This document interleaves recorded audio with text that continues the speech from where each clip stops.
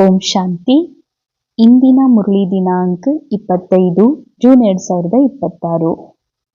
मुरली महावाक्यಗಳು मीठे बच्चे, पावन बनने का एकमात्र उपाय है बाबा की याद.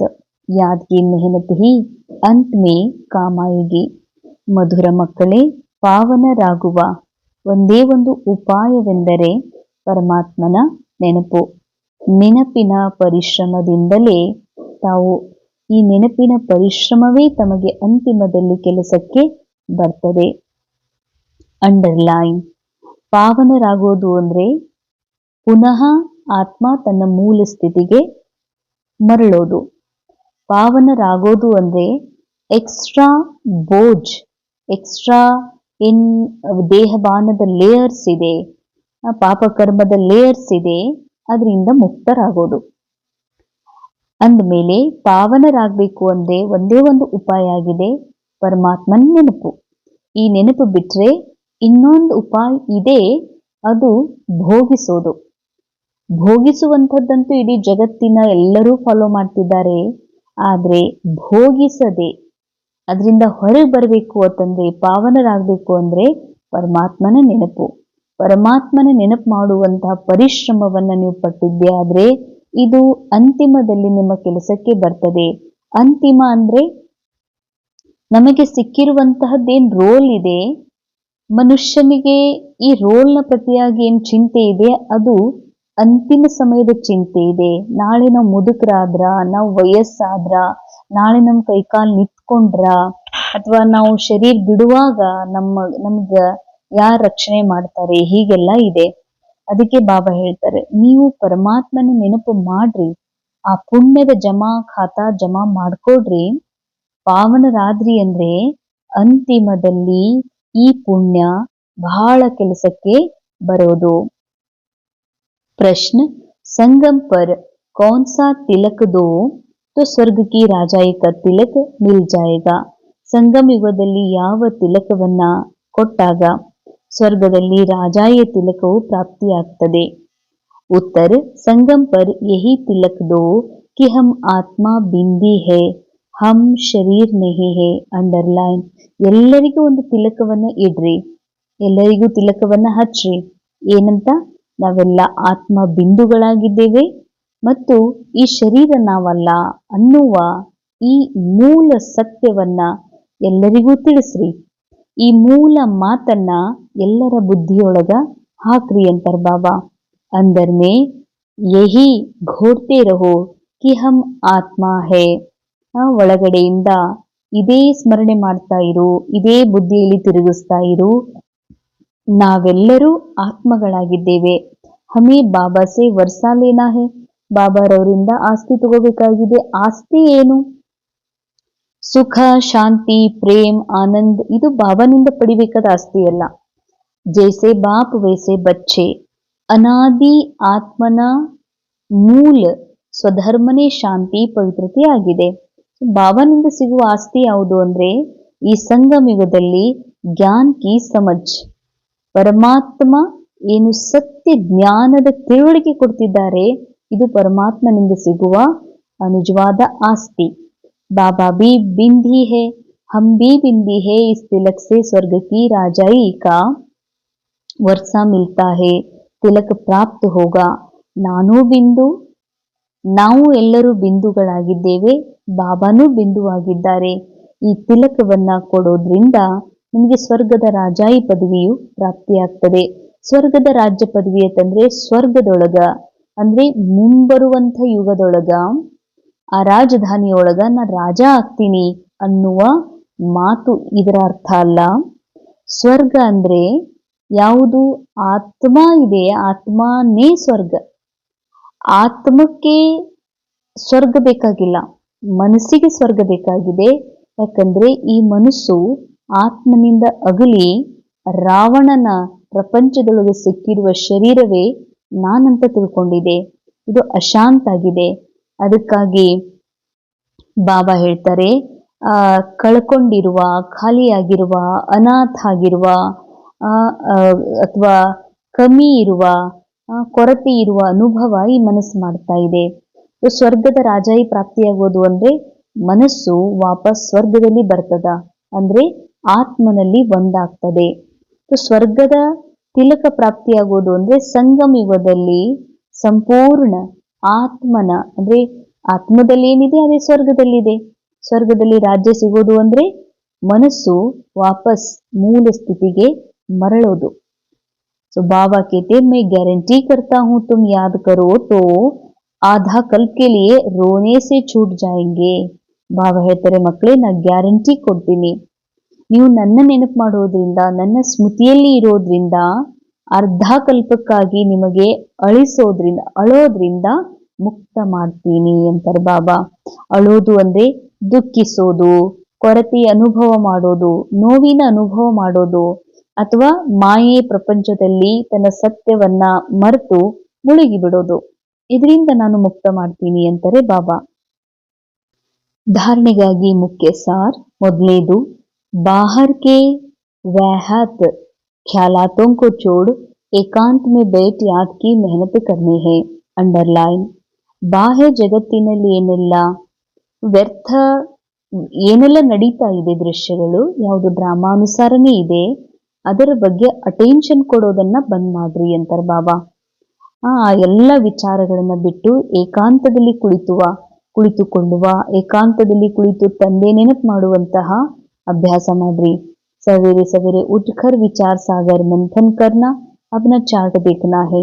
ಬೆಳಗ್ಗೆ ಎದ್ದು ವಿಚಾರ ಸಾಗರ ಮಂಥನ ಮಾಡ್ರಿ ಮತ್ತು ತಮ್ಮ ಚಾರ್ಟ್ ಅನ್ನ ನೋಡ್ಕೊಡ್ರಿ. ಸೆಕೆಂಡ್ ಪಾಯಿಂಟ್, जैसे भक्ति में दान पुण्य का महत्व है ऐसे ज्ञान मार्ग में याद का महत्व है. ಭಕ್ತಿಯಲ್ಲಿ ಹೇಗೆ ದಾನ ಪುಣ್ಯದ ಮಹತ್ವ ಇದೆಯೋ ಹಾಗೆ ಜ್ಞಾನ ಮಾರ್ಗದಲ್ಲಿ ನೆನಪಿನ ಮಹತ್ವ ಇದೆ. ಅಂಡರ್ಲೈನ್. ಇದು ಬಹಳ ಮುಖ್ಯ, ನೋಟ್ ಮಾಡ್ಕೊಳ್ಬೇಕಾಗಿರುವಂತಹ ಮಹಾವಾಕ್ಯ.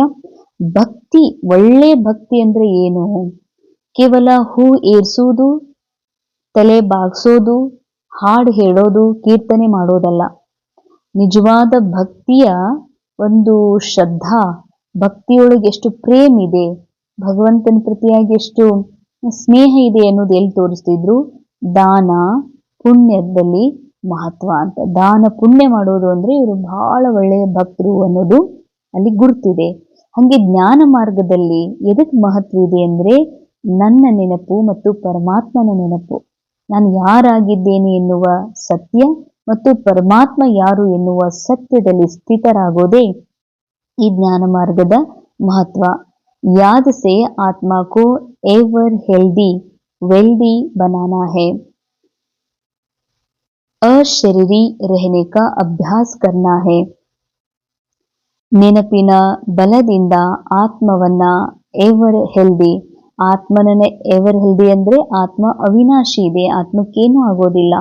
ಈ ಮನಸ್ಸು ಏನ್ ಅನ್ಹೆಲ್ದಿ ಆಗಿದೆ ಅದಕ್ಕೆ ಎವರ್ ಹೆಲ್ದಿ ವೆಲ್ದಿ ಮಾಡ್ಕೊಡ್ರಿ, ಸಂಪನ್ನ ಮಾಡ್ಕೊಡ್ರಿ, ಅಶರೀರಿ ಆಗುವ ಅಭ್ಯಾಸ ಮಾಡ್ರಿ ಅಂತಾರೆ ಬಾಬಾ.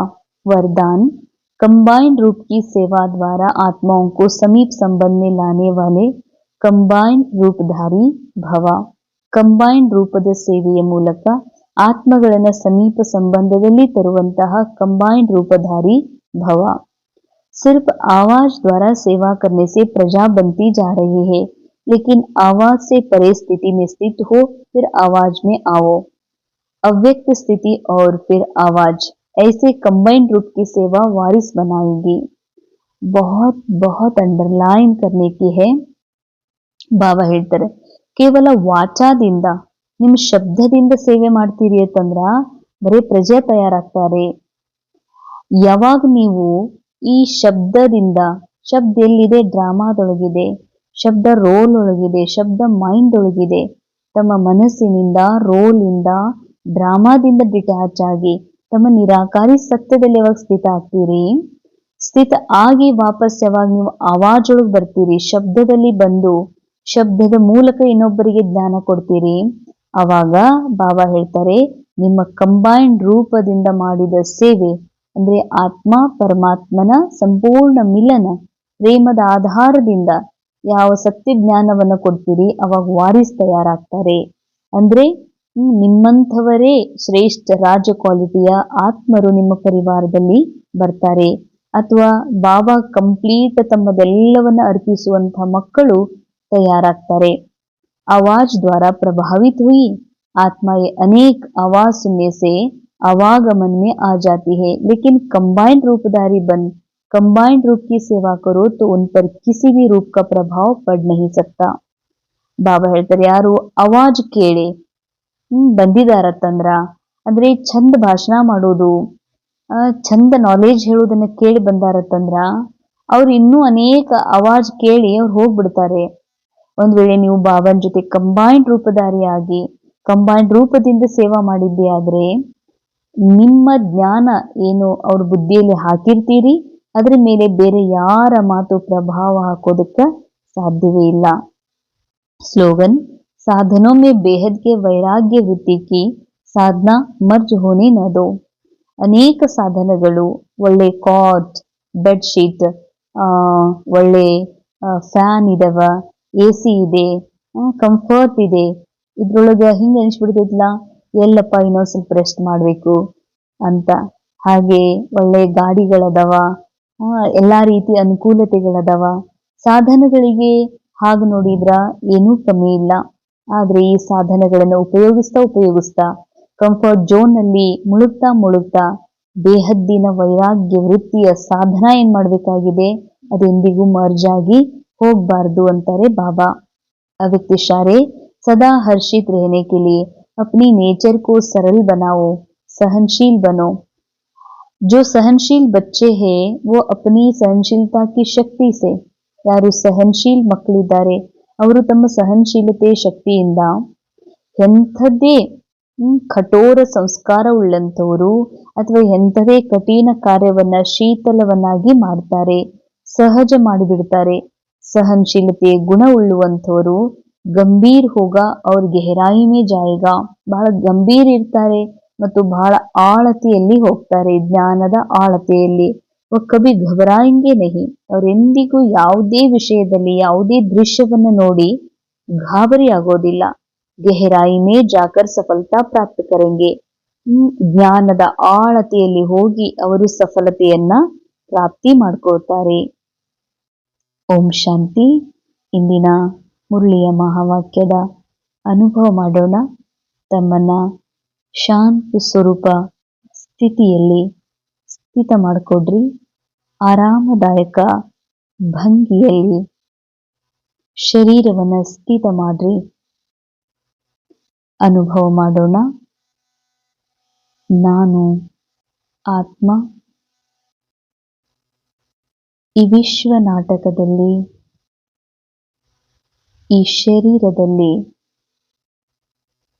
ಪ್ರವೇಶ ಮಾಡಿ ಅನೇಕ ವರ್ಷಗಳ ನಂತರ ನನಗೆ ಸಿಕ್ಕಿರುವ ಈ ಶರೀರವನ್ನೇ ನಾನೆಂದು ತಿಳಿದು ನನ್ನ ಮೂಲ ಸತ್ಯದಿಂದ ನಾ ಸ್ವಯಂ ದೂರವಾಗಿದ್ದೆ. ಪಾತ್ರದಲ್ಲಿ ಇರುವ ದುಃಖ ಅಶಾಂತಿಯನ್ನ ಸ್ವಯಂ ನಾನೇ ಎಂದು ತಿಳಿದು ನನ್ನನ್ನು ದುಃಖಿಯಾಗಿರುವ ಅಶಾಂತವಾಗಿರುವ ಅನುಭವ ಮಾಡುತ್ತಿದ್ದೆ.